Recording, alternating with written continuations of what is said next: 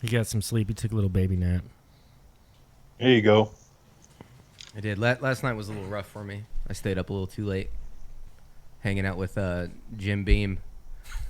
It's a fun guy to hang out with. He's good for that, man. He'll stay up as late as you want. Man, you are not wrong. You are not wrong. He's a cold-hearted friend the next morning, though. No sympathies. No sympathies. Mm-hmm. That's right. No rest for the wicked either.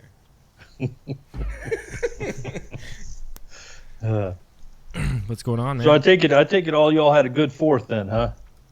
Absolutely. Absolutely. It was fun hanging out with everybody, close friends, stuff like that, and blowing shit up, you know, how we celebrate America.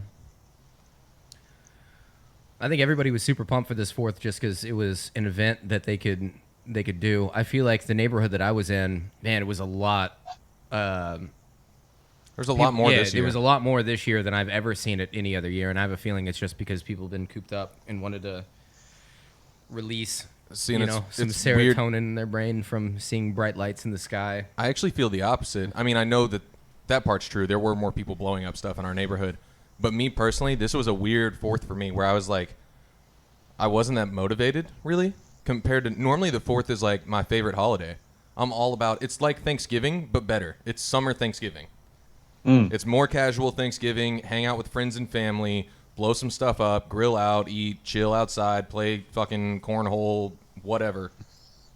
But this year it was more just like, man, I don't even know if I'm going to buy fireworks, which you didn't even buy fireworks. A lot of people didn't. I spent, normally several of us will spend a couple of $100. I literally spent $100, and I was like the only one to buy any this year out of our group that was hanging out. It was just it's been a weird year. Been a weird year. Yes, very weird. Well, if you guys like fireworks, you ought to check out. There's some videos that were on Twitter of the fireworks over L.A. You know, fireworks in L.A. are illegal, and they had no fireworks shows this year. But L.A. was lit up. I mean, it was just constant from sunset to I don't know how long it went. Did you say they're illegal in L.A.? Yeah, they're illegal. They're illegal in L.A. Yeah. Gotcha.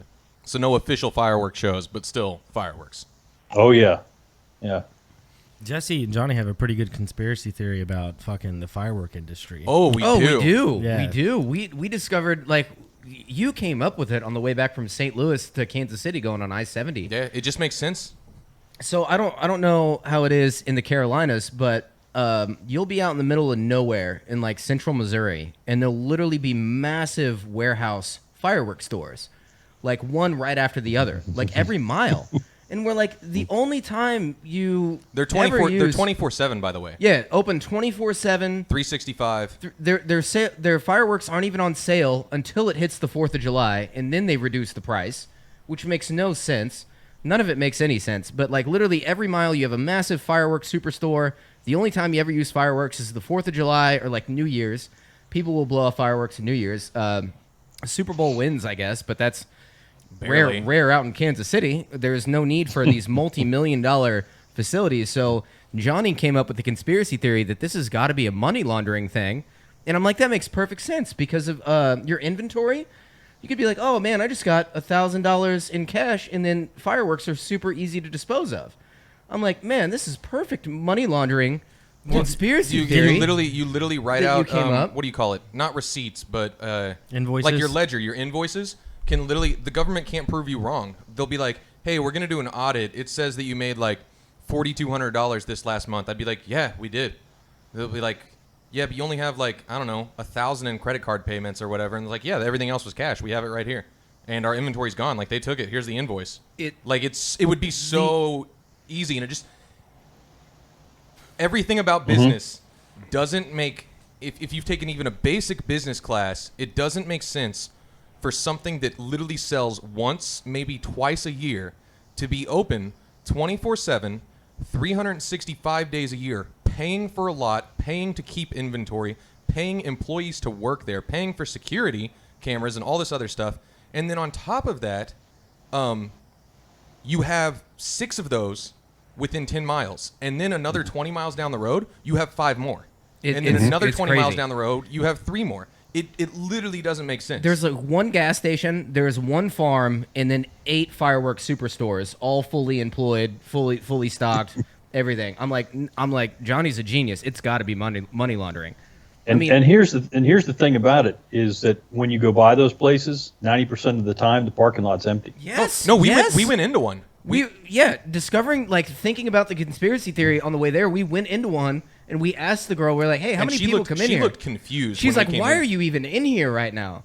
Like, and she's driving like a $60,000 like Tahoe that's like completely pimped out, like all this. We're like, man, this makes no sense. Yeah. This is money How are you laundering. working 10 hours a day here behind? It's meth money. I'm like, man, this is meth money coming through here that they're legitimizing is the only thing that makes sense. But yeah, we want to do a whole like mini documentary on this is what we initially thought about. We're giving you the quick and dirty version, but we legitimately talked about this for like 2 hours driving down the road.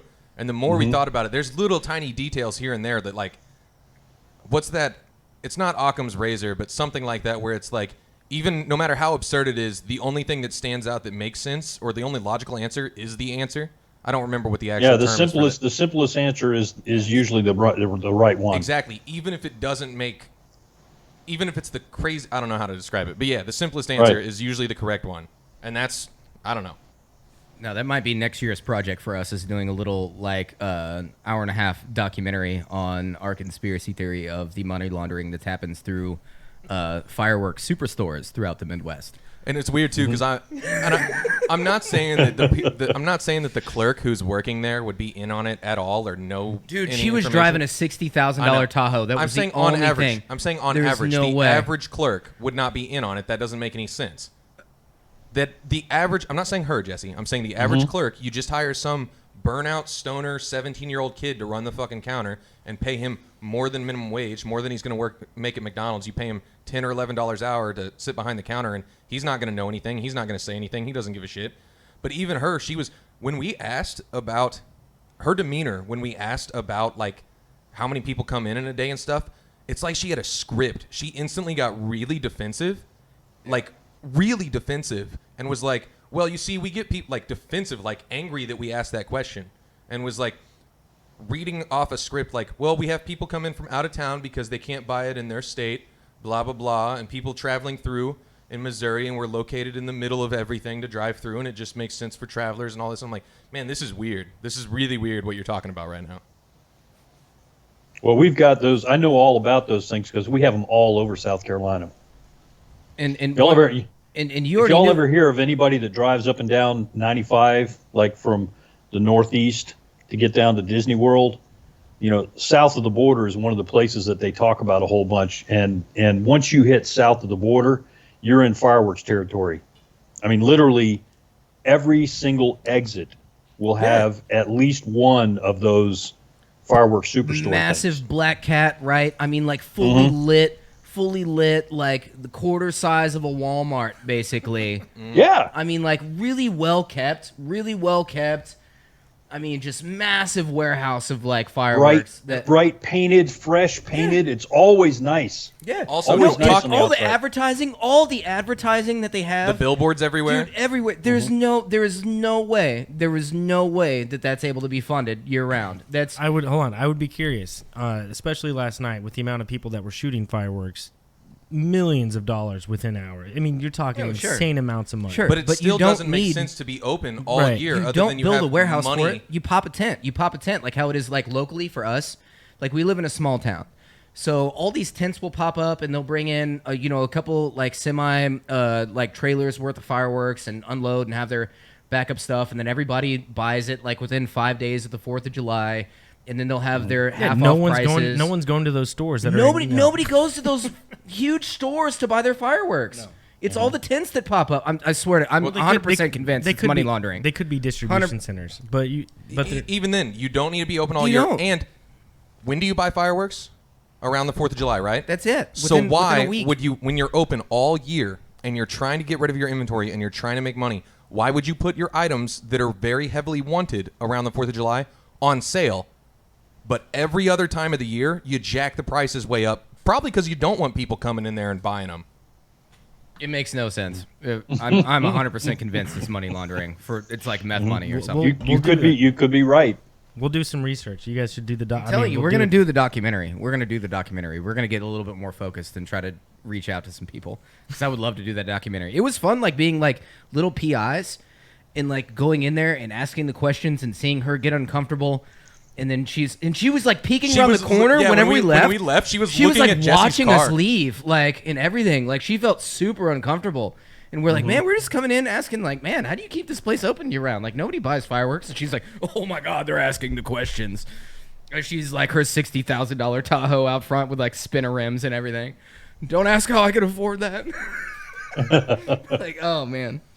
We'll get the documentary. So what do you think? What do you think tonight, Dan? We don't. We want to do something different, man. Like, we've been hardcore, like corrupt government and stuff like that. The past podcast we've done with you, it's been Constitution. We just want to kind of pick your brain on something different, man.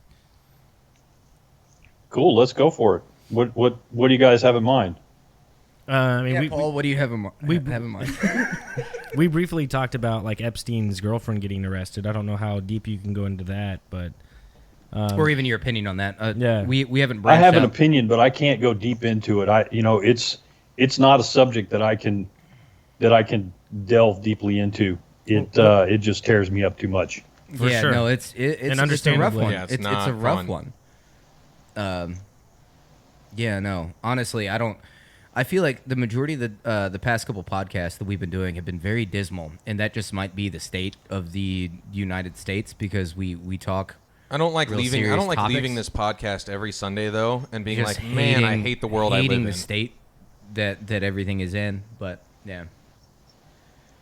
Well, you know what? I'm glad that you guys said that because I kind of got that feeling that that's how you guys left these things. But I'll tell you the God's honest truth. When I get off of these things, I feel fantastic because you guys are starting to talk about things that are really important. You're thinking about things and processing things that are what are going to move us to the next stage, that are going to get us out of where we are. And unfortunately, we got to kind of look at the darkness that we're in, so that we can direct ourselves towards the light. And I can understand how it's heavy because we were just saying, I can't really talk about this whole Epstein Maxwell thing. It's just too heavy and too dark for me. I am fully on board with pushing the prosecution with that though, and getting to the bottom of it, because I'll tell you this, right? Getting some names will. Yeah. I mean, yeah, everybody wants to see because here's the deal with, I'll give you this much of it. Here's the deal with that.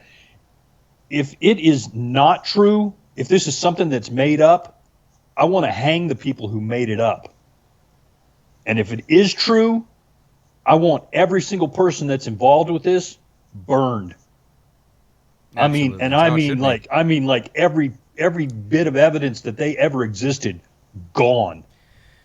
But what happens whenever it comes to find out that it's like the Jimmy Salva that's his name thing? Yeah, Jimmy Salva that happened in the 80s in Britain, where it was this massive uncovering of the child pedophilia ring that is well documented now.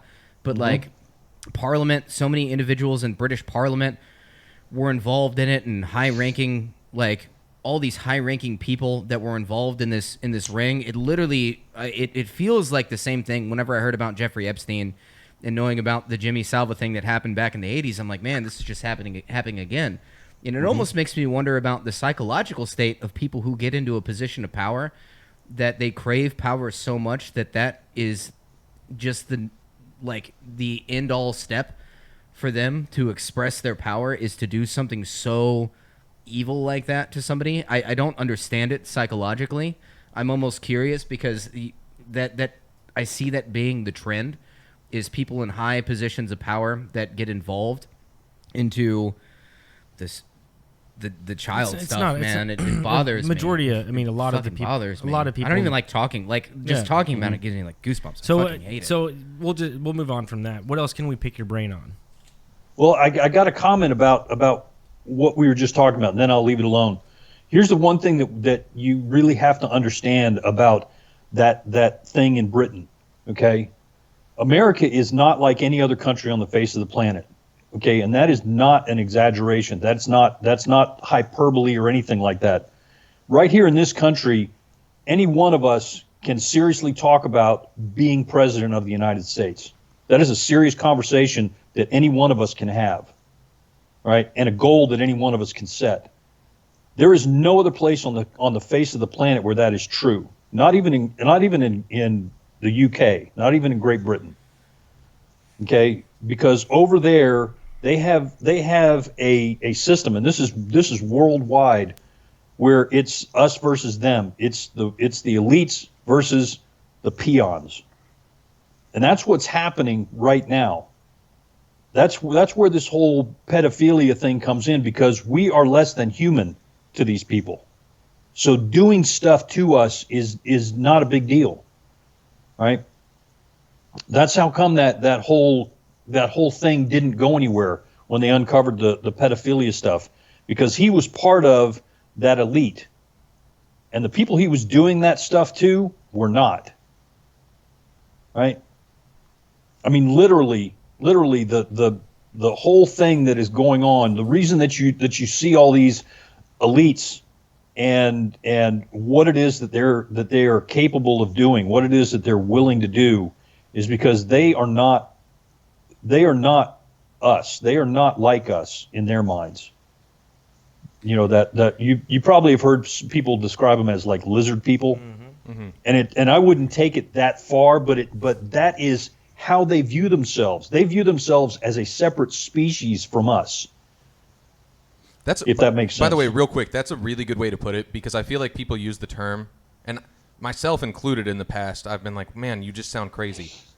I feel this should be on the podcast right now. Well, maybe we're not recording. No, we're recording right now. Yeah, we are. We're recording. Oh, we already started? Yeah. I mean, I didn't it even can hear you start clap. whenever I didn't even you hear you didn't, clap. but you can start whenever. But I didn't give consent to that.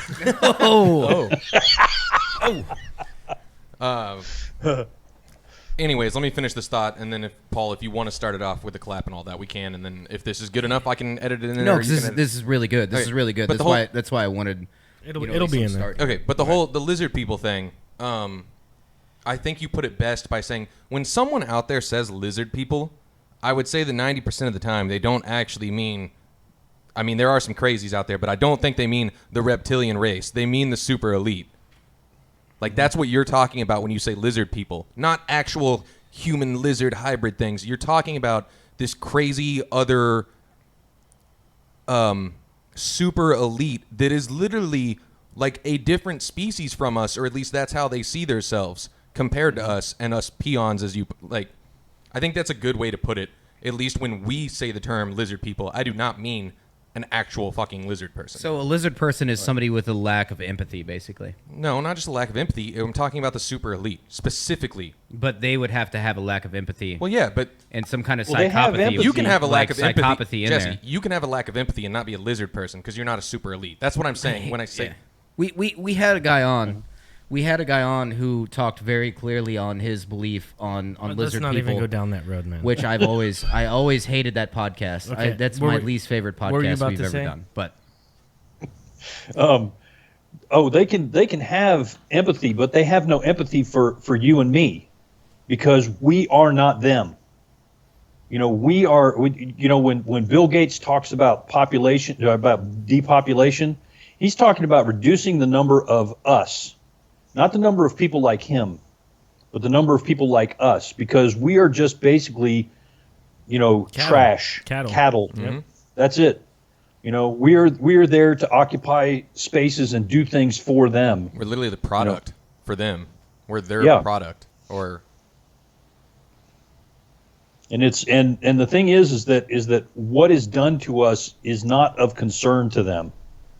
And they'll show it to you, like the Jimmy Salva thing. They'll show it to you, put it right out there in front of you.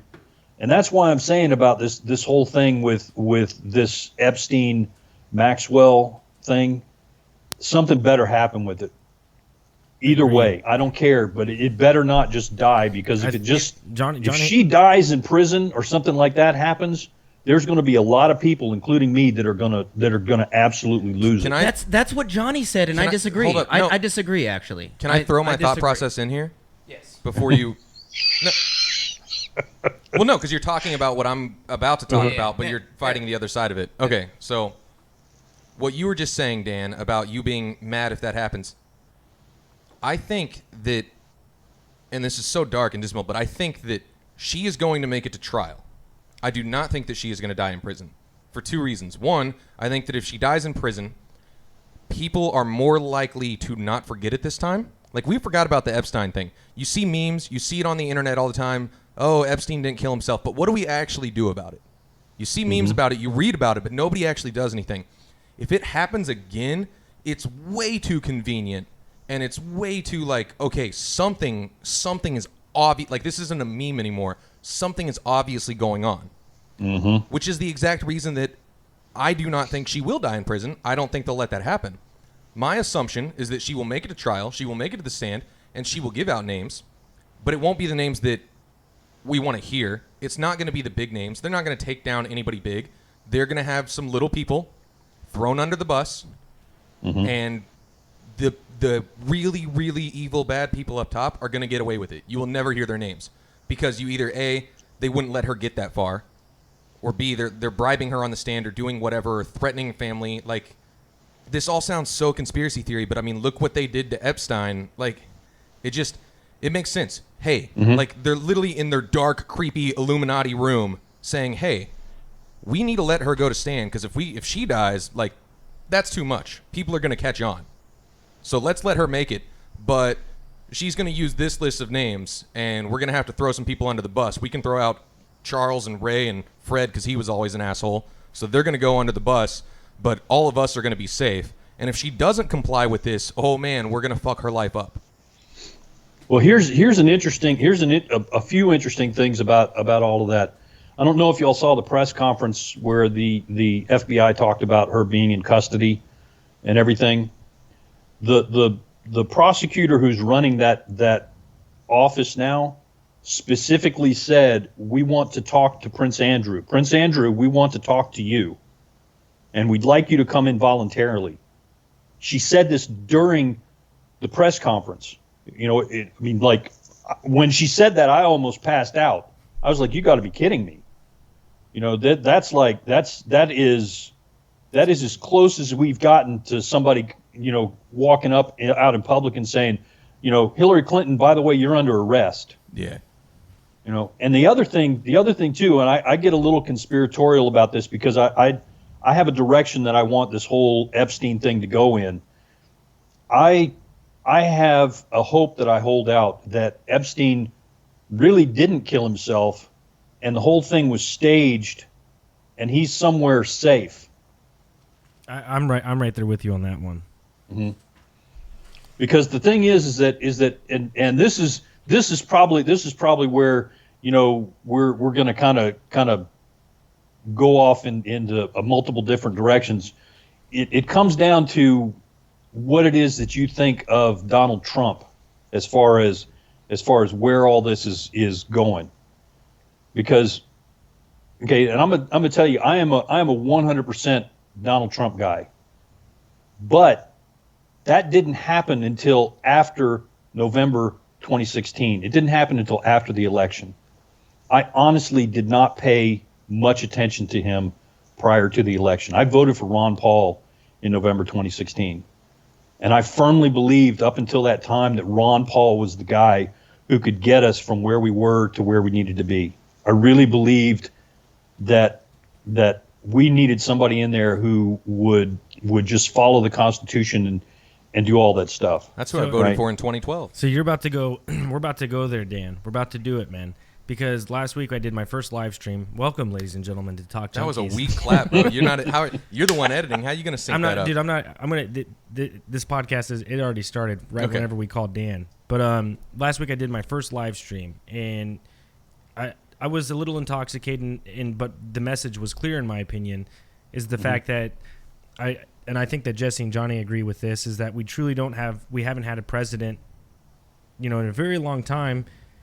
And like Johnny, I think we think that they're paid off, or they're just a part of the last good president was JFK. Yeah, and that's what I said. The last truly good president was JFK. I said it in the live stream, but is that where we're going, Dan? Are you going to try and convince Johnny and Jesse otherwise that Donald Trump is not just some other president who's just there that's paid by the corporate elite or the higher, the oligarchy? Are you gonna make that happen?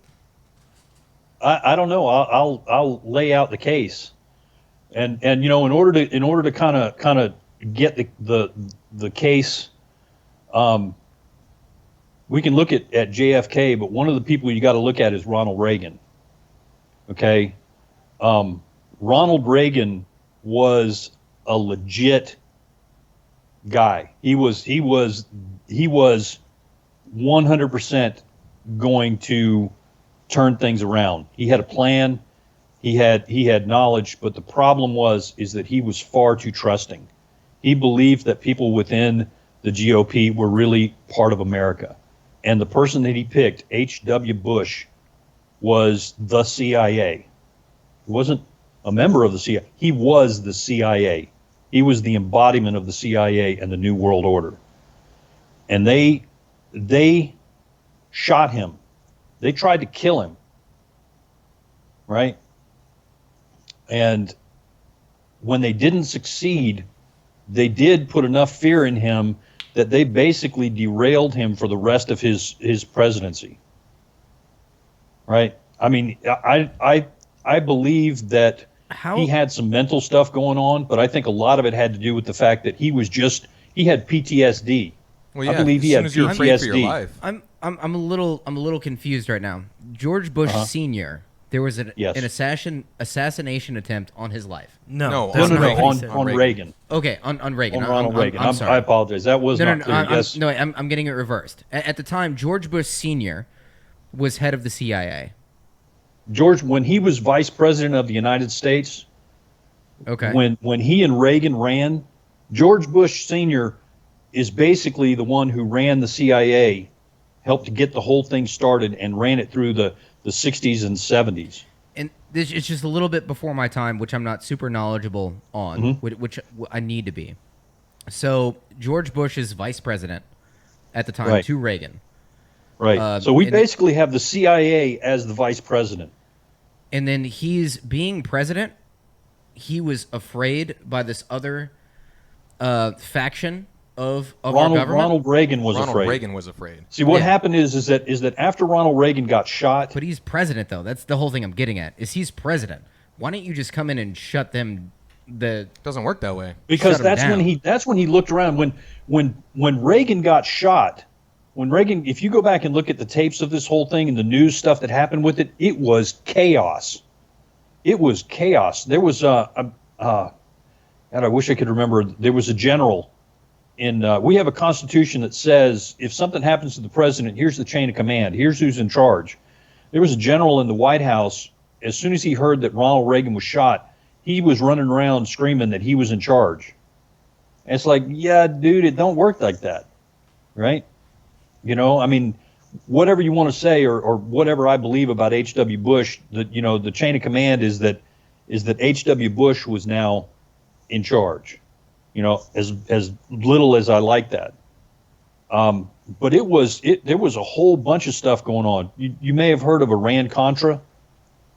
I know nothing about that, but I have heard of that. Yeah. Like our modern problems with Iran happened with the Islamic Revolution in Iran, where they deposed the Shah, who had been put into power by H.W. Bush and the CIA in the 50s. They finally had the Ayatollah Khomeini come in, and they had the People's Revolution, and they overthrew the Shah, and captured the American embassy and everything, and they held Americans there hostage. It was a big hostage thing, and this was have y'all ever heard of the October Surprise? No. Okay. An October surprise is something that happens right before the election, or something that's held back to alter an election. Gotcha. Basically, that comes from this Iranian hostage thing. Because what ended up happening is H.W. Bush used his connections to negotiate with the Iranians to, in 1980, hold those hostages so that it would be more favorable for Reagan to get elected.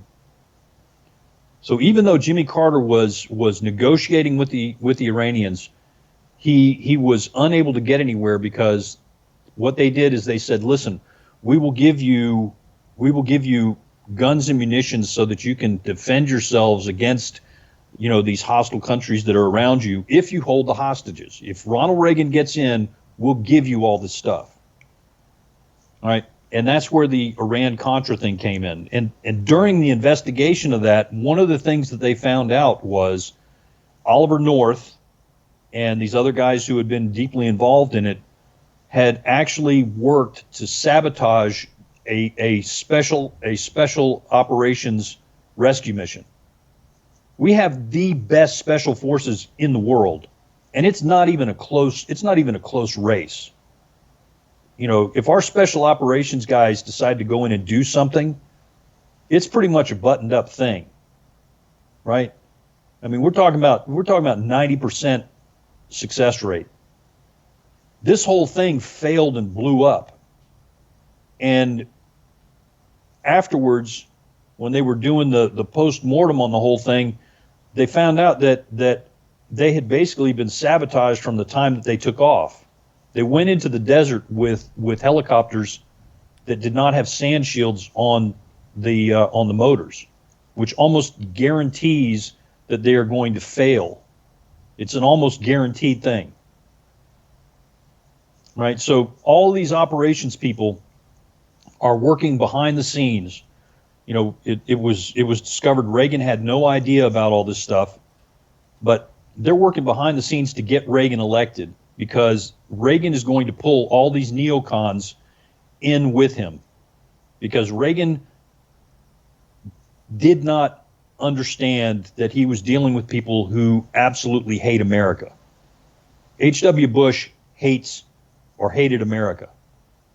He wants this country to be under the thumb of a one world global government.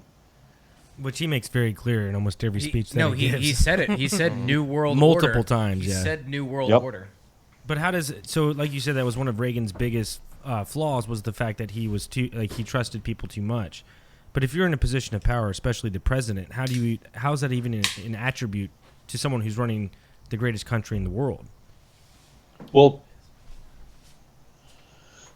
when you start talking about the Constitution and you start talking about freedom, it's easy to get into a conversation of that and not push deeper beneath the surface of what it is that somebody's talking about, because there's lots of people who talk about the Constitution and really don't have any clue about it, but they'll talk for hours about it, and if you poke them just a little bit, you'll find out that they know a little bit about the First Amendment and a little bit about the Second Amendment, and maybe they've heard about the Fourth Amendment, but they don't know anything about the body of the Constitution that those amendments were written to support, right?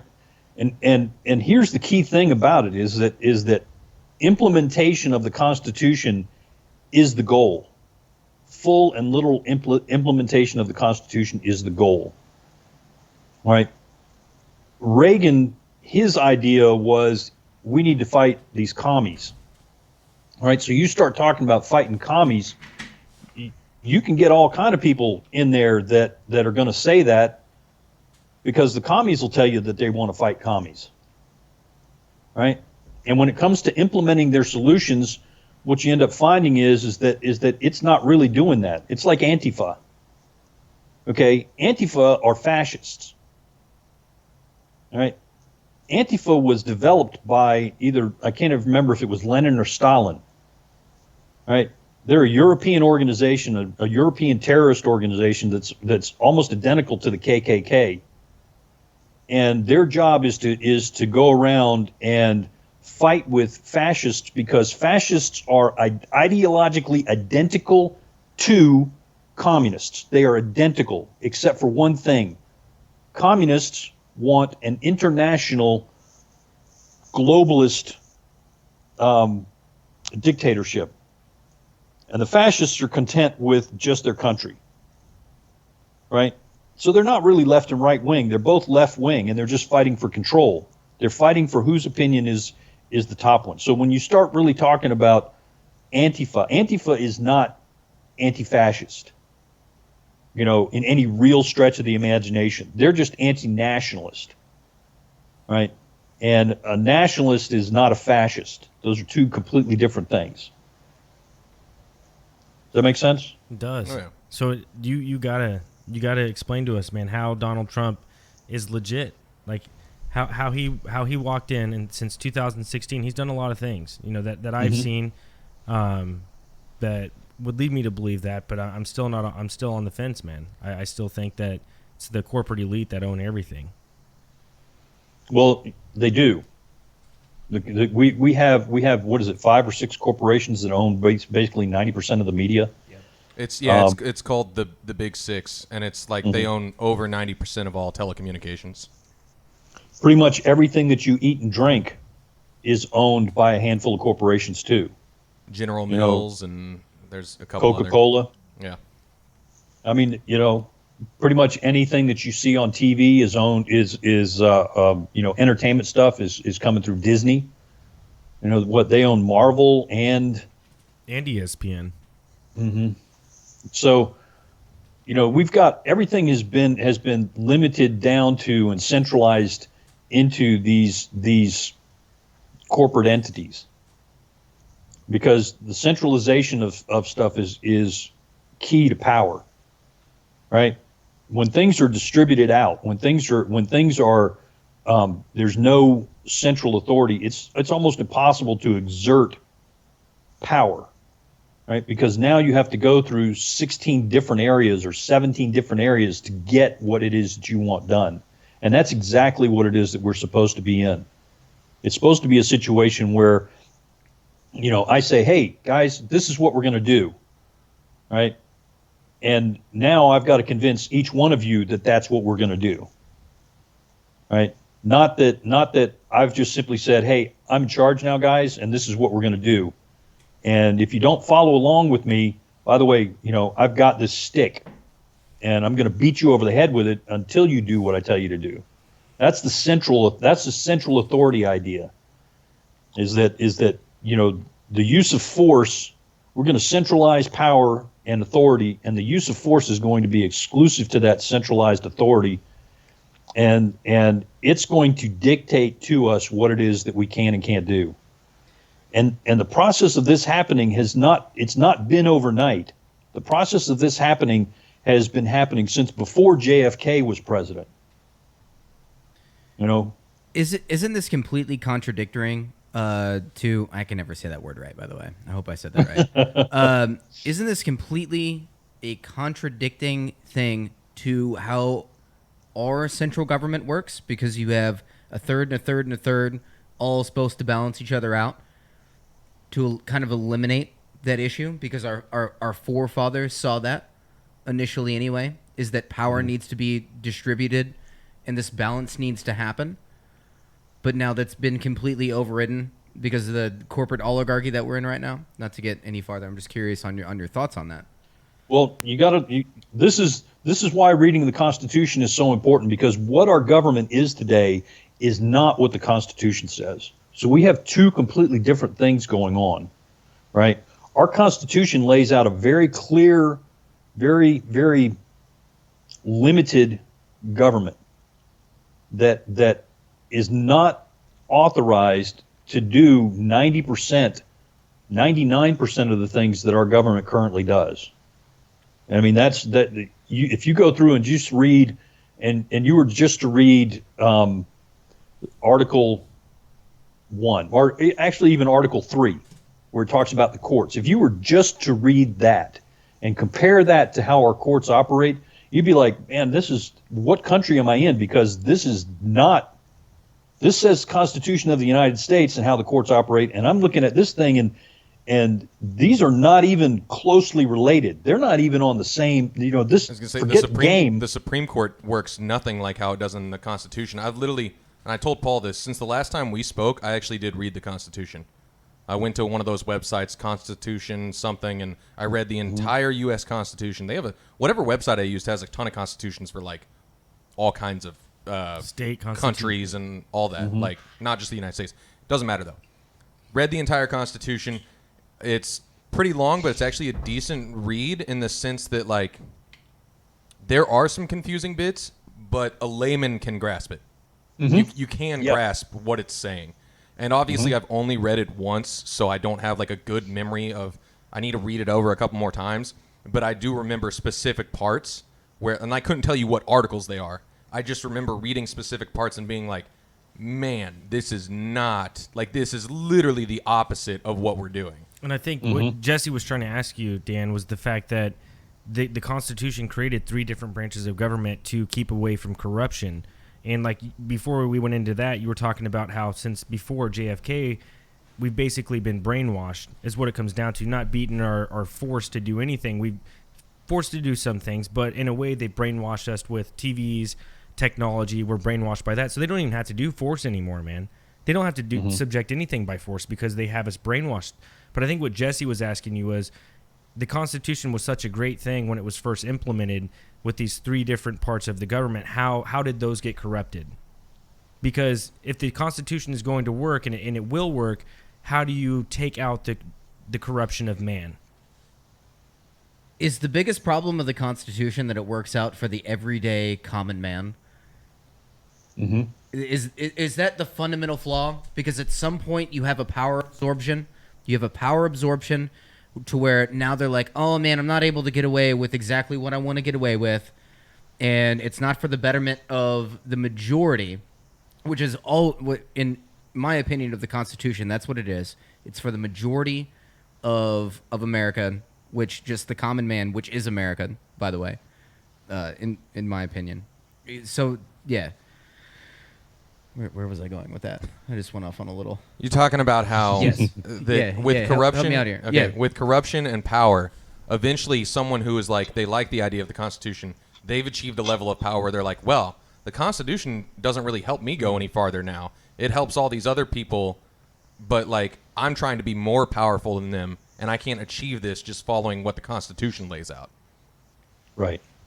And here's one of the important things to remember about the Constitution. The Constitution is a great document, but it is a compromise. Okay, it was heavily debated. If we all were to sit down and write our top 5 things that we think that the government should do, there's a good chance that our lists are not going to match up. And so the Constitution is there as a compromise between those things to say, look, I understand that you want to really, you want a strong military and Casual Fridays. You want Nothing. Sorry. Go ahead. and you want universal health care and you want all these other things. But we need to make sure that we limit the government in such a way so that no one of us is going to be able to exert an influence on the government to push it to do something that infringes on the rights of most people or infringes on the rights of a sizable number of people. So where does Trump come in with the Constitution? Do you think he upholds the Constitution or he's trying to bring it back into play? I think he's trying to bring it back into play. How I think so? I think what we're seeing is that things have gotten so far off the rails that right now one of the things that he's doing is he's using the tools that have been put in place on the people who have used those tools against us. Right. So plea agreements, Flynn, right? Plea agreements are illegal under the Constitution. They are 100% illegal. That was used against Flynn, and we could see, whatever your opinion is about what happened with General Flynn, okay, let's just put that aside for a second and just look at what they did to him. Okay, what they did was they said, here's what we're gonna charge you with, and here's what we're gonna prosecute you with. You either agree to plead guilty to something lesser, right? Or we're going to not only do that, but we're going to take this and we're going to branch it out and begin prosecuting other people. Now, if you're going to do something, if you're going to accuse someone of a crime, the Constitution basically says we have a jury. Bring your charges, tell it to the jury, and be done with it. There's no authority in the Constitution to allow for prosecutors. DAs and prosecutors are illegal as well. The government has no authority to sit there and investigate crimes for months and months or years and years on end and use that as a way to leverage against someone to take away their freedoms. If you believe that someone has done something, bring it to a jury, right? Lay out your facts. And the court can say, okay, you are saying that you're saying that this particular crime occurred and you observed this, and there is a body here. There is some merchandise here. There is this person that knows something about it here. The court can compel those people to come in and say what they know, can pass out a warrant and say, okay, you've sworn under oath that this is what happened and where something is. We're going to swear out a warrant and we're going to send people out there to go and get this thing that you say is there. And that's going to be part of your case. Does that make sense? Mm-hmm. I mean, I know that this is way off of where it is that we are in all of this. So our judicial system is nothing like that. So Trump, he went against, he got rid of the plea agreements? Is that what you're saying? No, he did not get rid of the plea agreements, but he's using those right now. He's using the tools that they have put in place against themselves. That's how come he doesn't seem to be. People have been talking about bump stocks, right? Bump stocks are a big deal, and this is proof that Trump is not on with the Constitution and blah, blah, blah, and everything like that. Okay, yes, bump stocks are legal, okay, under the Second Amendment. But we have a law that's been passed by this deep state that says that fully automatics are not legal for you and I to possess.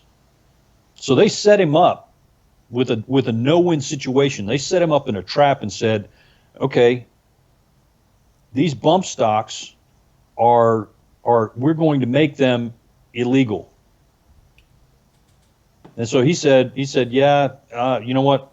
I'll do you one better. I'm going to tell the ATF that they're illegal. All right? We'll just short circuit that whole thing, so you won't be able to put that into a piece of legislation and make me have to choose. I'll just take that completely off the table because you've already passed a law that says fully automatics are illegal. Does that make sense? Oh yeah. So yes, there are things that he's doing that on the surface look like violations of the Constitution, but when you look at them a little bit deeper and you look at what the play is, what it is that's actually happening, I think it works out. Because here's the situation that we're in right now. If Hillary Clinton had been elected, we wouldn't be having this conversation.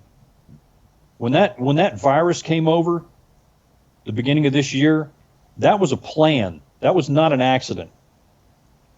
This whole COVID thing is a complete fraud and a farce, and the whole thing that it's meant to do is to get Donald Trump out of office and bring in their globalist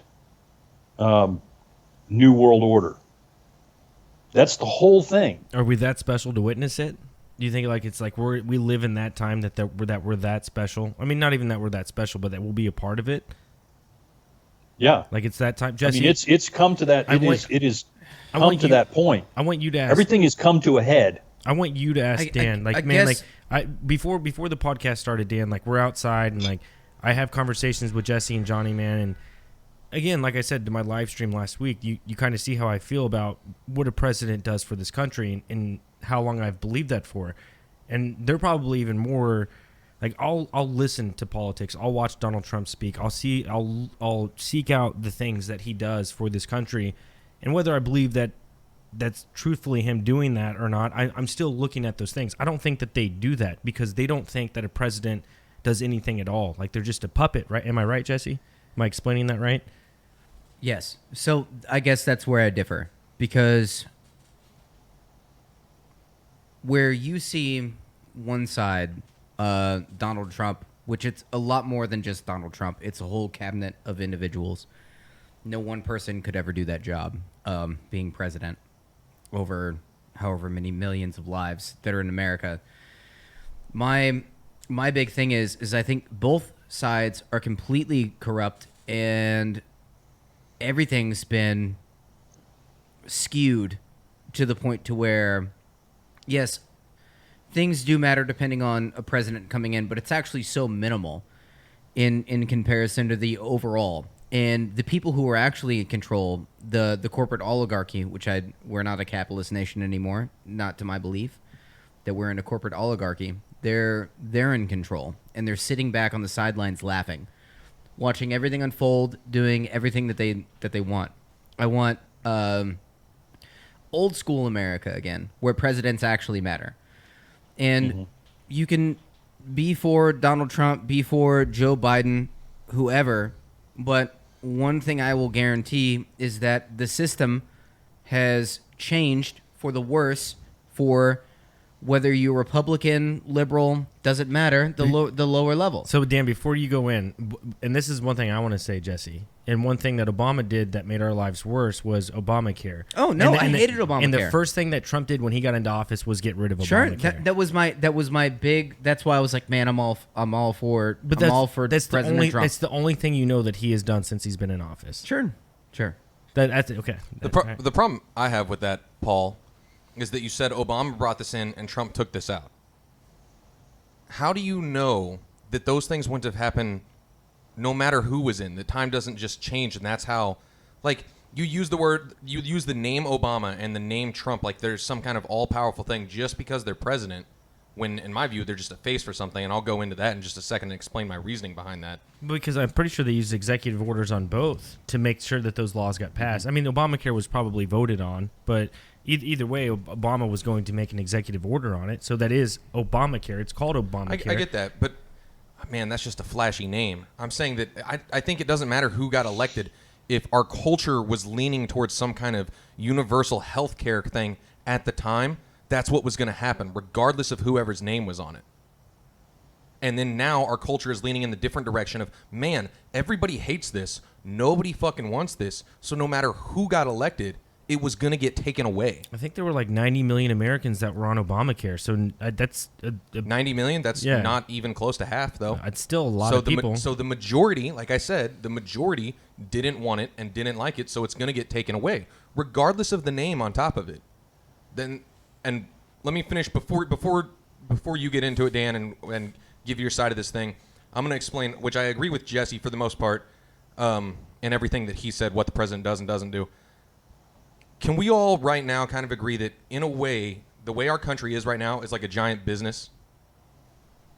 And I'm trying to see Dan right now. Jesse, you're a little... In a way, is it like a giant business or a giant corporation? I personally feel like it is. You guys may not. But to me, any kind of... Or not even a corporation. Some kind of... Any conglomerate of anything together always has a president or a face. You can look at Pepsi hiring someone to be the president, Apple hiring someone to be the president. You can go to smaller things like literally your local VA hall or college fraternities, the Lions Club, all these different things. They all elect a president, and the president most of the time is a pretty face, charismatic, there to be the face of this company or of this group of people. Whenever you have the president of Apple hired and whatnot, and you see all these articles about who they are and what they've done in the past and stuff, they're a charismatic person, pretty face and all this. I don't think they're making a ton of like real important decisions. I'm pretty sure there's a whole bunch of people behind them on the board helping them out with these important decisions, but they are there to either take the blame or accept the good things that happen. And there's something you can target. There's something the average person can understand and look at and be like, this is the president of this company. John Scully is the president of Pepsi. Like, you can look at that and tell that. And I feel it's the same way for America, and that's what it's always been. A different country who doesn't know as much about us can look and be like, oh, Obama is the president of the United States. And they can look up some stuff about him and see that he's charismatic and he makes these speeches and these are the things he talks about. But that doesn't mean that he's making all these decisions, that this one individual is doing all these things. There's so many other people involved, which is why at the end of the day, and I may be a little off, but my opinion has always been that I do not think, maybe a slight bit, maybe they matter 5%. But I think that 95% of all the decisions that are made and go through happen regardless of who's elected. That's just the face you're looking at. What we go through as a culture and as a society, things shift. I mean, gun control, gay marriage, abortion, all these things change with time and our morality and our culture and how we evolve. And they're going to lean that way no matter what face you're looking at. Well, I think there's okay, and this is part of what you're talking about is part of the way that we've been confused and misdirected. Okay, because I don't know if you noticed what it was that you just said, but basically what you just said is that we have this corporate oligarchy that's in charge of the United States, but we still make our own opinions. I don't know if you caught that, and I don't know if that was your intention, but we've got this. And I catch myself with these same sort of thoughts. We have two thoughts that are in conflict, right? We have a corporate media that is out there pushing an agenda, and I don't mean, when I say pushing an agenda, I don't mean gently. No, shoveling it down your throat for sure. Oh yeah. They are prying your mouth open and they are pushing it down with every bit of force that they can muster.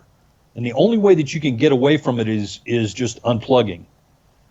Now, I will say that before Obama, or Obama and before Trump, the president was basically a face and a figurehead. Okay. If one of the things that you pay attention to about Trump is how many people he's fired, and I don't mean like, okay, this guy's decided to step aside. I mean, Trump came in and said, okay, you're done. He got rid of Bolton, and I don't know if you followed the things that he said about Bolton afterwards, but he's been real firm about the fact that Bolton was a disaster. All he wants to do is bomb people. He brought him in because supposedly he had experience, and Trump has been nothing but brutal to Bolton, right? He's been like, I let him in, gave him a chance, and he was horrible. He doesn't have any knowledge or any idea. He just wants to bomb people. So most of the rest of these guys, when they are bringing people in, like if we want to talk about a pretty face that just is there, as a figurehead, Clinton, Bush, and Obama fall into that category. I mean, you could really pin it on Bush. I mean, that guy's got no brains going on whatsoever. I mean, hold up. In all fairness, neither does Trump. We have all seen the things that Trump says. Well, that's what Trump says. Okay, but here's the thing: is that what Trump says and what Trump does are two different things. One of the things that y'all should really do is watch his speech that he did at Mount Rushmore.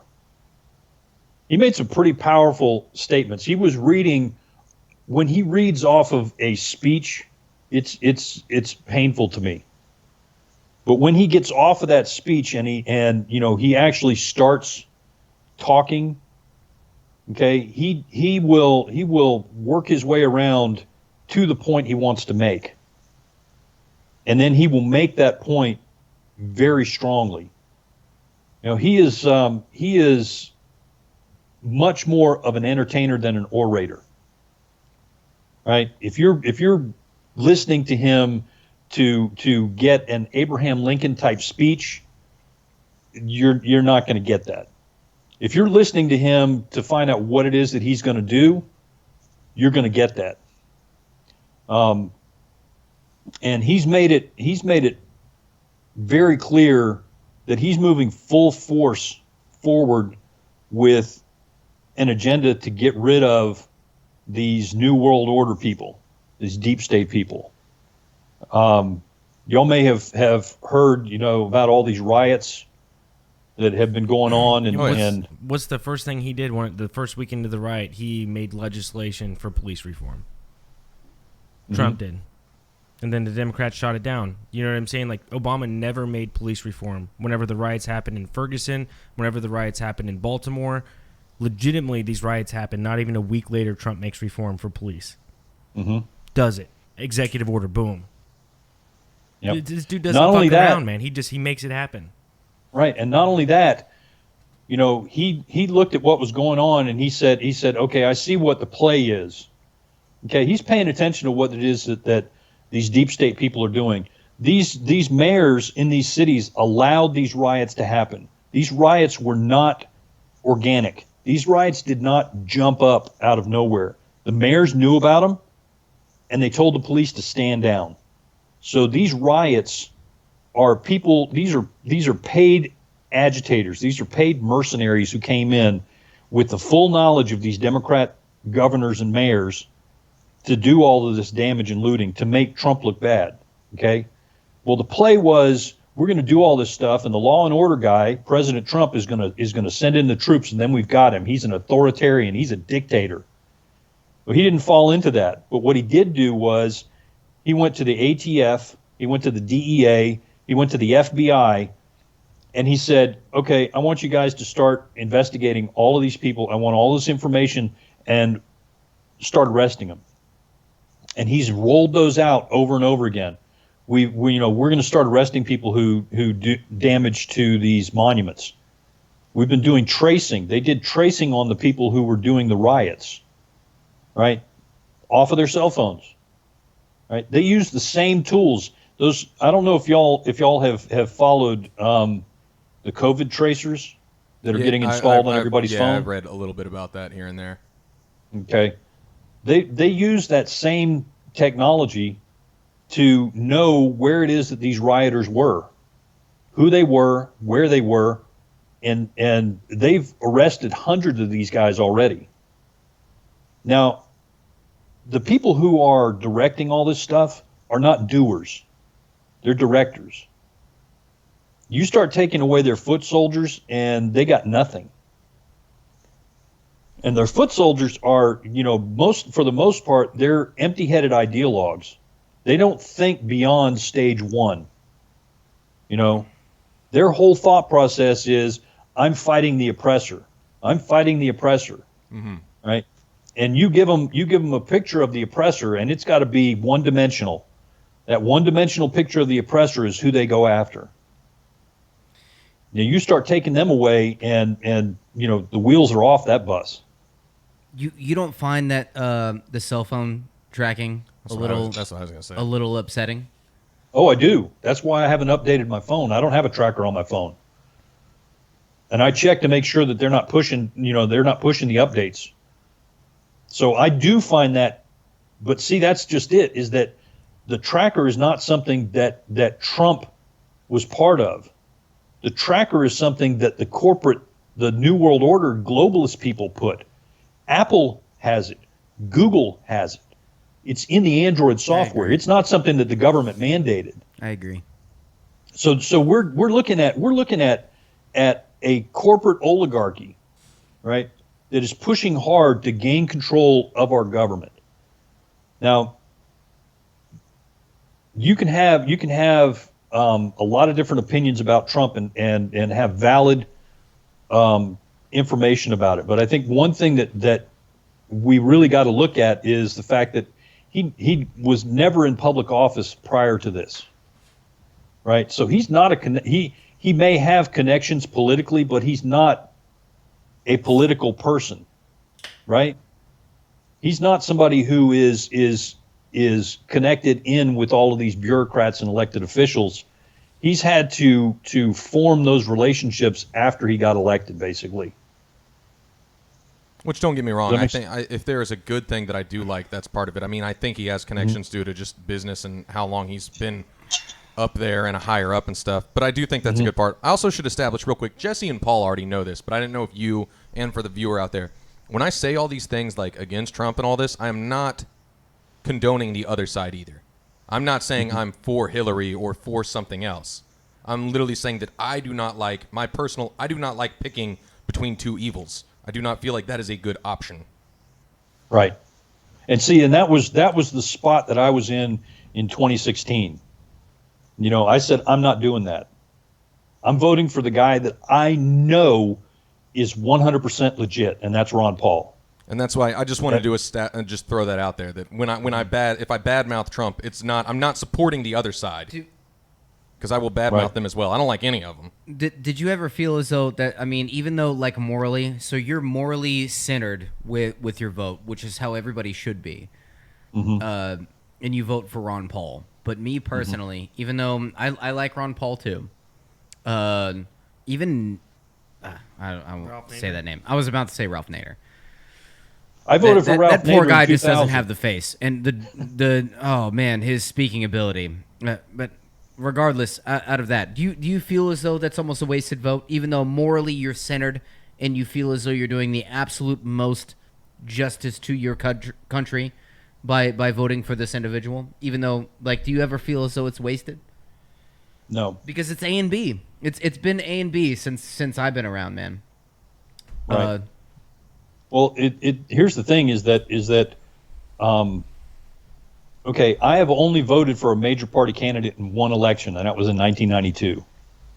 And I voted against George H.W. Bush. Bill Clinton? Yes. So you voted Bill So I Clinton? voted for Bill. I cast my vote with Bill Clinton's name on it, but it was against George H.W. Bush. That was my sole time that I did a lesser of two evils.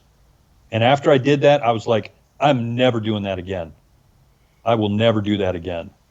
Because my feeling is that, and I'm sure y'all have seen this meme, you know, voting for the lesser of two evils is still evil. Right? It's like, you know, if we're not going to stand up and actually vote our conscience and vote for somebody that we think can do the job, rather than just the person that can beat the other side, you know, we're not going to get anywhere. And that's the spiral that we've been in, this downward spiral that we've been in for forever. You know, don't think for a second that McCain and Romney ran a legit campaign against Obama. Okay, those guys are deep state. Those guys did not really run to win. They just ran to be the lesser of two evils. Right? Obama was part of the agenda for a lot of different reasons, but mainly because the next step after Obama was A bunch of the liberals complete would call destruction you of the a Constitution. sore loser right now, by the way, by speaking like that. But I'm sorry to interrupt you. Well, no. I mean, I didn't vote for Romney or McCain. I detest both of those guys. I have not voted for a major party candidate since 1992. I voted for Ralph Nader in 2000. Good for you. And then I voted for Ron Paul every election after that. Okay, and so if you really look at McCain and Romney, those guys are absolutely deep state. This is the thing about the deep state, is that it crosses party lines when we won't. Right? It's in the Democrat Party, you know, almost exclusively, and then it's in important pieces of the Republican Party. How did Trump cross that line? Like, how did he just who he is as a businessman and the wealth that he's accumulated? He was able to step into this position and say, hey, like, man, I'm going to sacrifice my life. I'm a billionaire. You know, like, I want to do right by the country. And if you watch a lot of the videos, you know, back in the 80s of him having conversations with news organizations, how legit he talked and how serious he seemed if he were ever to run for president. Like, how did he slither his way through and say, hey, like, I'm not going to be a part of the deep state, and I'm going to actually basically defund the police state and actually trying to give America back the Constitution that it deserves. Well, he did it by going directly to the people. His rallies are the key to the whole thing. That's why these viruses are spiking in the cities where he's supposed to have rallies, and there's all this push to end his rallies because they're so dangerous, so dangerous. The fact is that he knew that if he was to do this in the regular way, go through the regular media and get their support and do everything, he would go nowhere. Because before the 2016 election, Hillary Clinton was already crowned as the next president. She'd already been picked. That was, him stepping in, their whole thing, the reason they never took him seriously was that they had already decided who was going to be the next president. So he stepped away from that whole thing and he went right to me and you. Now, I was not part of that. I was looking at him and my idea was, okay, yeah, Donald Trump, he's a, reality TV star. This is the point we've come to. A clown, right? Like, that's what you were thinking at the time. We're voting in a clown. That was what I was thinking during that whole election. I'm listening to this and I'm going, okay, so we've got somebody who's just, saying the same stuff. But when I woke up on the morning after the election and I started watching the news coverage, okay, I wasn't paying attention to all the Democrats who were losing their minds. I was watching the fact that the attacks on Donald Trump had not stopped. They had gotten worse. I was like, well, what is going on here? This is crazy. He's been elected president. I didn't vote for him. I voted for Ron Paul. But, the election's over. What's going on here? And so I really started, at that moment, I started questioning what was going on. Why would they be this vehemently opposed to the lesser of two evils, right? Basically, we're talking about it's one or the other, we're still going to get the same thing, right? Why would they be so opposed to Donald Trump being in office? What is it that he represents? What is it that he's going to do? And that's when I really started taking a good hard look at him and like you were saying, Paul, looking at stuff from like the 80s, looking at who he really is, because he's been consistent in his viewpoint and his message from I remember seeing an interview with him in 1987 with who's that guy that was on CNN for a long time, Larry King. He was on with Larry King, and they had a pretty in-depth conversation. And you could basically play that interview at one of his rallies, and it would be legit. It would be right on message. And that's when I really started taking a look at him and going, okay, this is something different. And that's when I really started to look at the fact of what, how far we'd actually come. Because I literally about 2000 started unplugging from the mainstream media, right? I still watched it, but it was just basically to tune out all of their propaganda and just pull out some facts. Okay, this is what happened on this day. Okay, this person did this. All right, so I've got my information. I'm turning this nonsense off. I don't need any, debate or I don't need to be told what to think about it. And that's when I really started tuning in more closely to the fact that things were really literally as bad as I thought they had been, but I had not been able to really grasp that. I legitimately thought that if Ron Paul got elected, he would be able to fix everything. And as I looked at Donald Trump, I realized that if Ron Paul had been elected in 2016, they would have run him over. They would have eaten him alive, because he would have actually legitimately come in and said, okay, we're going to implement the Constitution. And everybody around him would have been like, no, we're not. All right. He would have tried to get some people in there to actually do the job, put them before the Senate, and the Senate would have been like, yeah, that's not happening. You're going to have Bolton. Bolton's going to be your guy. And if he tried to fire him, they'd have been like, we're impeaching you. Trump is like, look, I've got the American people on my side. If you want to stay in office, which is what all these guys want to do, if you want to stay in office, you better pay attention to what it is that I'm telling you.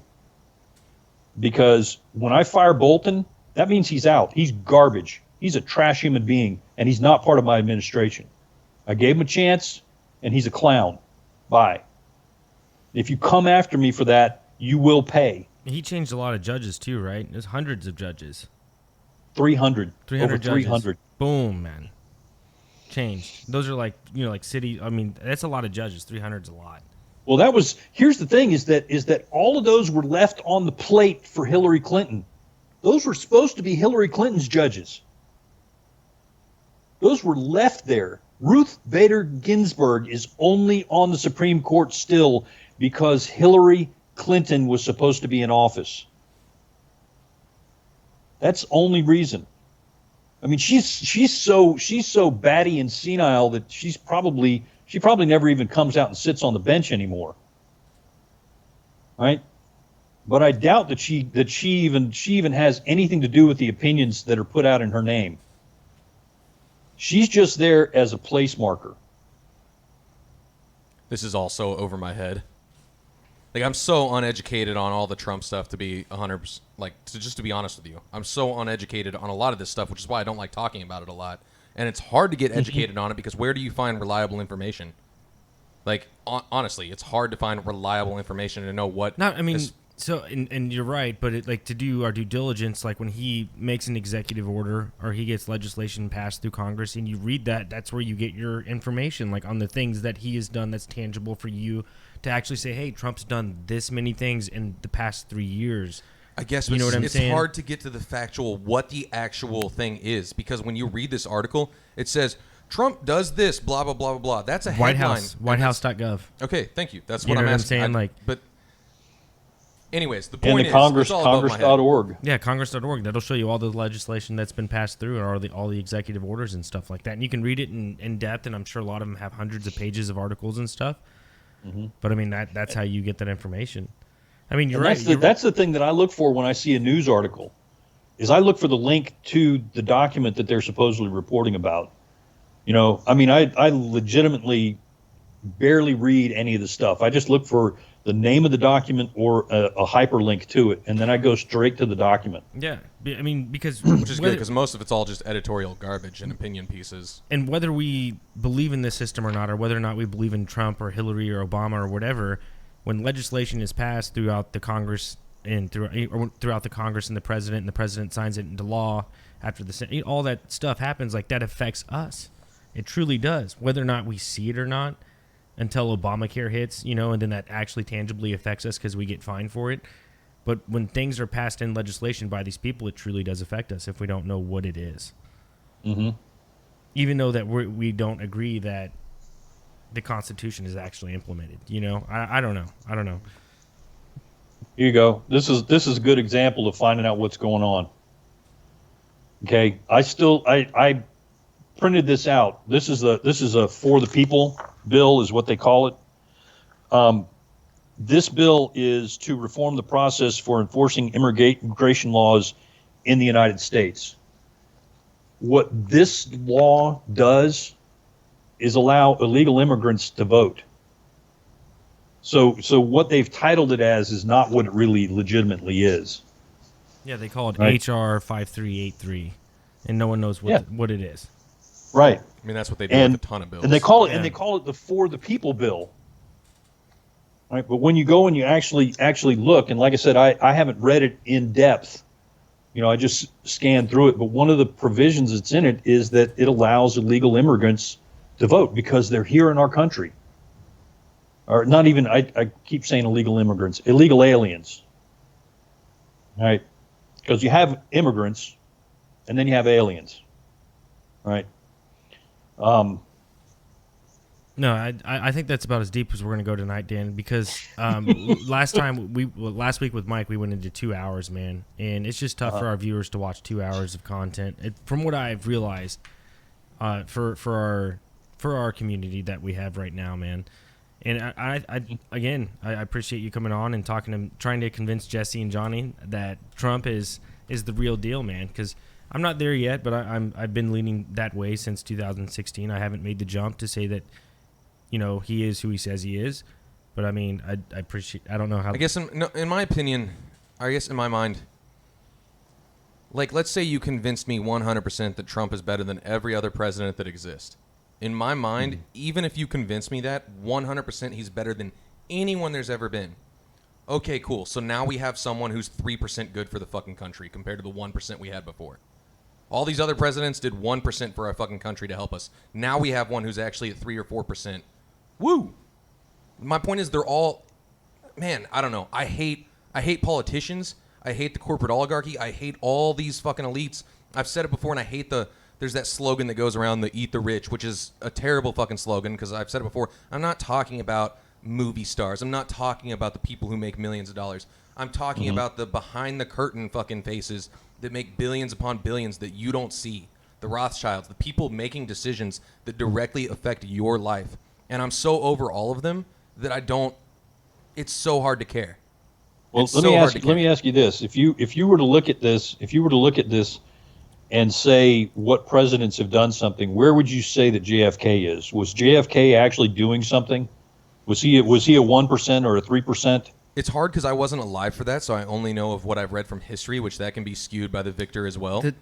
But big thing for me, JFK was about to do some monumental things. He was going to funnel the power back to the people. Mainly, he hated the way our financial system worked. He wanted to do some extraordinary things. And then he died, which almost solidifies the fact that he was really going out to do some things for us. He didn't die. H.W. Bush killed him.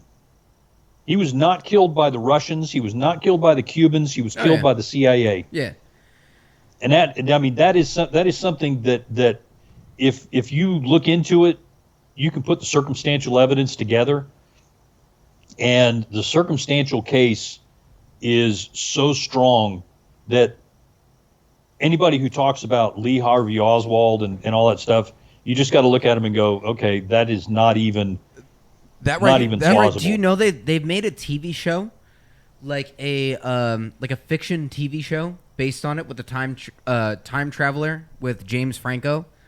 Has anybody heard of this in this room besides me? Which I've actually watched, and it's almost laughable because they're making like almost a mockery of the greatest individual to ever lead this country, in my opinion, was JFK, and to just see that. Anyway, I'm sorry. I think what you just said about the assassination, though, and how our government did that, not our government, the CIA, whatever, they're a part of our government in some way right now, that our government did that because good things were going to happen for the people, supposedly. The fact that we know that happened and that exists tells me that maybe Trump's not doing stuff for us, because if that was the case, he'd be dead by now. There's all these people. That's just it. That's why you got to really pay attention to what it is that he says and what it is that has happened, because he has a plan. But if he's really moving against the global elite, how have they not ended him? There have been assassination attempts on Trump. You just haven't heard about it. There have been times where he's had to turn his plane completely around, or his plane's been double-checked. Man, they have so much power, they would have been successful, is what I'm saying. Well, that's just it. Is that okay? They are right on the cusp of achieving everything. David Rockefeller is dead. H.W. Bush is dead. Okay, who's taking over for these guys? George Soros, who's nearly dead. Okay, Hillary Clinton, all of these people that are taking over this whole thing, these decrepit, evil individuals are not willing to let go of power. Why do you think that we've got Joe Biden running for the Democrats? Because they don't trust any of these other people to do it. They don't trust Kamala Harris. They don't trust Cory Booker. They don't trust Buttigieg. None of these guys. Or right? Bernie Sanders. They trust a guy who can't even make a sentence. Right. That's crazy. Right. I don't think they trust him either. If you really start pulling it back and looking at it, these, the people that are trying to take us over have moved themselves along on this agenda to the point where there's nobody there that is trustworthy and young enough to step into their shoes. Obama was about it, but Obama is just a face. I mean, he's about as vacuous as you can get. He's a vocabulated idiot. If you ever get him off a script, he doesn't know anything. I mean, he literally doesn't know anything. I don't know that for a fact, but that would not surprise me. I would believe that because Obama, I mean, he's hilarious. He's been on skits, blah, blah, blah. But once again, I said you can't be fooled by charisma. Which is all the liberal party is. Is charisma. It's just literally this charismatic, absolutely delude your mind with, oh my God, look at how bright and shining and beautiful this fucking person is. Like, that's always been the left. That's always been the left. It's. But I don't think there should be a left versus right anyways. At the end of this, I honestly hope that you guys are right. I legitimately do. I really hope that Dan and Paul, that you're both right, because that sounds great. I truly hope that.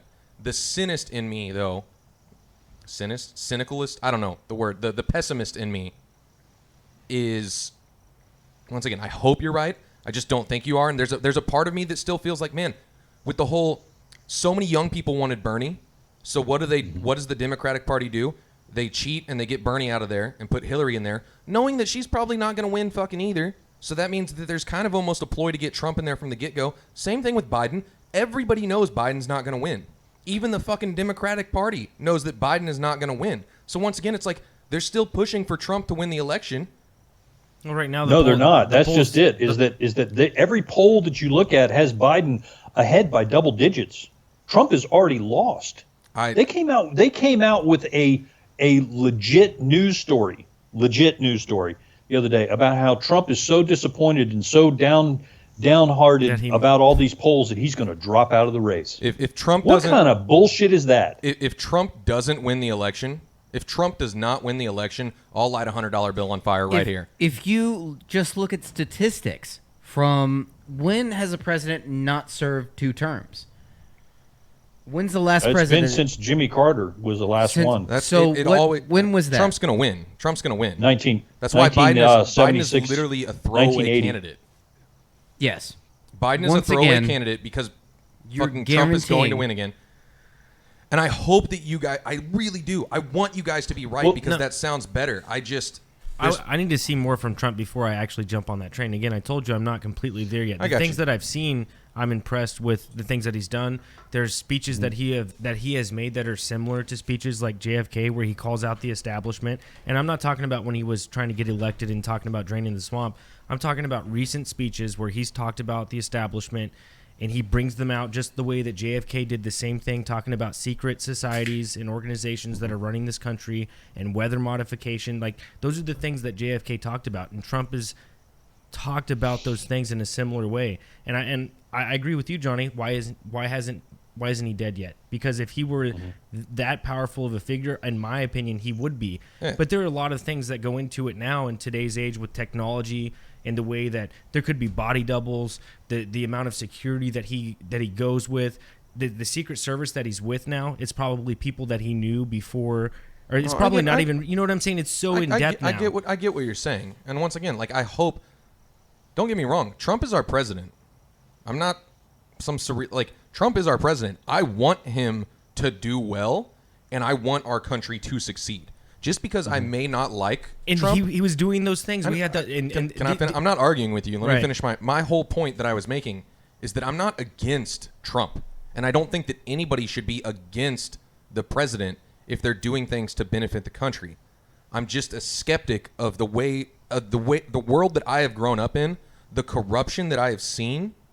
I am a skeptic against anything to believe that there's some kind of almighty, powerful, good guy out there. For sure. 100%, man. Well, I mean, I don't take him as the all powerful good guy. Okay, here's the I knew fully what Hillary Clinton and Obama represented before the 2016 election. I knew that they were globalists, and to me, Trump was, just he was just there. He was the lesser of two evils, right? And so my thing with Trump is once the election was over, and they still went after him, the attacks intensified after the election. That tuned me into something that was, there's something different going on here. And my whole thing has been taking the time to get educated about Trump and looking at him, objectively and critically. But the main thing that I am is that I know the other side, and I am 100% opposed to that. So I'm willing to gamble and say, you know what? If Trump turns out to be, the other side of this whole globalist thing, that's where we were going to end up anyway, right? He's promising a way out, and I fully know that Biden and Obama and Hillary and all of them are going to take us there. Trump says he's not, and I'm willing to say, okay, I can't sit on the fence, and I'm going to commit to this. I get what you're saying. I've never thought about it that way. Like it is a gamble, but like if you know it's going to turn out one way, why not?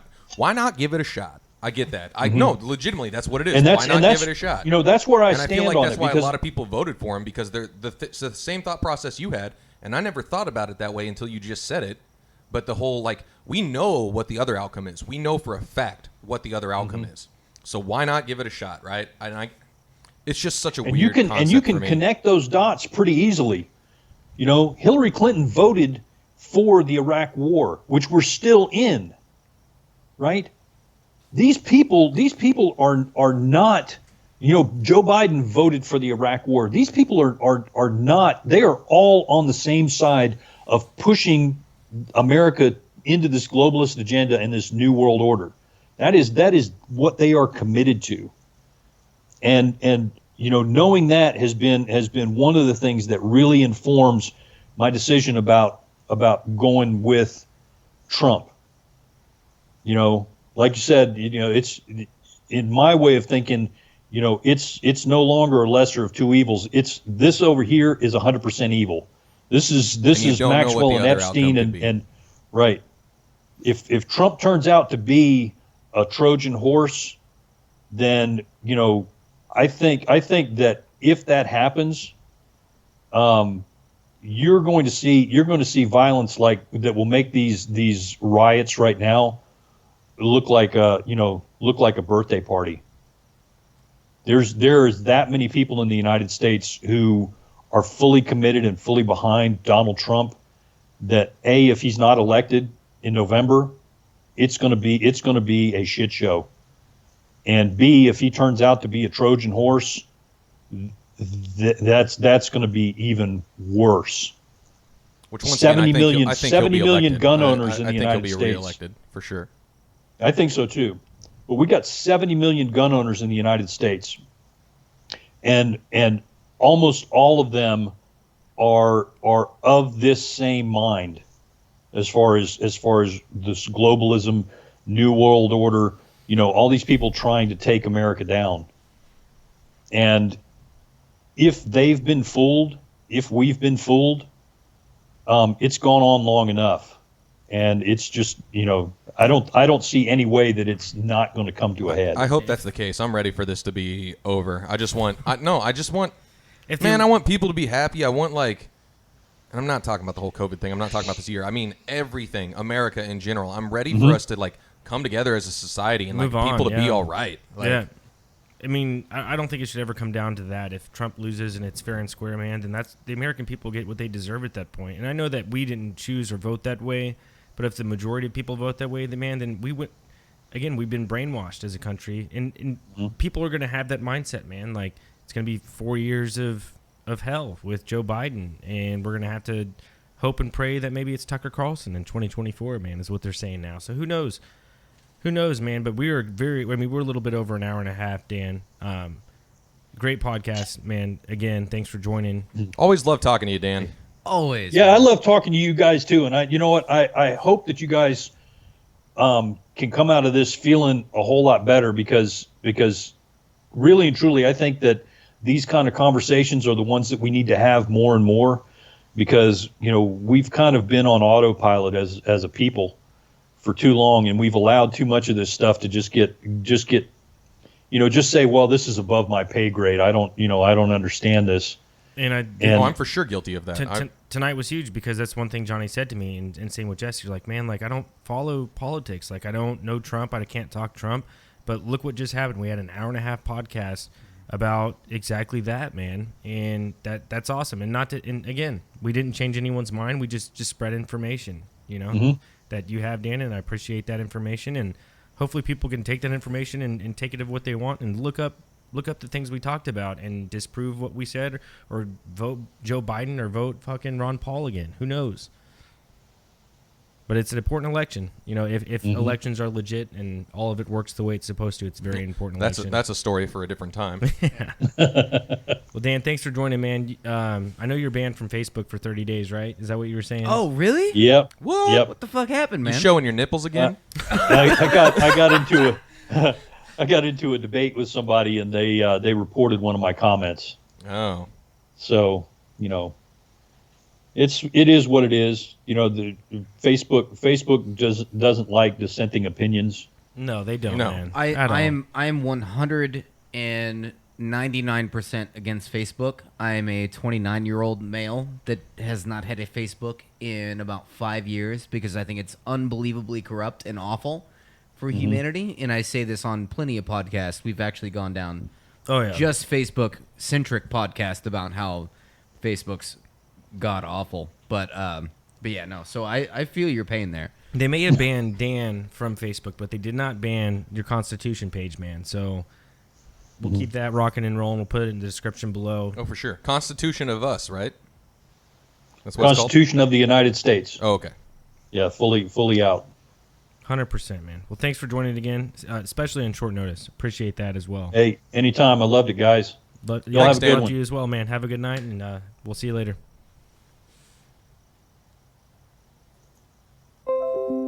There you have it, Dan, from the Constitution of the United States Facebook page. Hopefully you guys like that page. Again, politics are crazy. It's something we want to shy away from because someone might lean one way, the other way, or in the middle, and then it just ends up in an argument. But if we can just have a legitimate conversation, I think that's cool. Honestly, I would particularly like to have someone come on and talk about Joe Biden, honestly. You always got to see both sides. Yeah. I hate the fact that there are sides, by the way. Yeah. We've always, all of us agree, get rid of the red and blue. And just even and for sure, if you watched our podcast, you know that this isn't what we want to do. But at the same time, why not? Because this is what's happening in America, and let's at least have that conversation. Let's have people on and let's talk about it. We can even go someone on Biden, then we could go someone on the independent side and talk about the Tea Party or whatever you want, man. Like we just need to have every single group on, and we need to just discuss all these different ideas, man. To eventually, we're never all going to get along. No, I agree though. The whole point is I don't ever want us to come off as bias. We're all going to be biased in our own way, but I don't want the podcast as a whole to be biased in one direction. Right. For sure. Which can never happen because there's three of us. True. Yes. And I've been arguing against Paul for like how many years now? All the years. Yeah, all the years, man. So no matter what, More than 31. If there's one thing I can guarantee is that we'll never all one side on one thing. But we're still the best of friends, man, after all the arguing. I hope you guys like this video, man. Best thing you can do for this video, if you've watched it this far, which I should have said at the very beginning, but there really was not even a true beginning to this video. No, I just kind of went. I just clapped my hands just in case, so I can just for editing purposes, because I don't know where the clap was at the beginning of the video. But the best thing you can do is share this video. If you're going to share it, don't share it on Facebook, because Dan is fucking blocked from Facebook right now. Fuck Facebook. Fuck Facebook. So share it wherever you can, man. Share it wherever you can. Hit that like button. Hit the subscribe button. To all our junkies out there. Drink brisk iced tea, stay fly, and ring the bell. Product placement.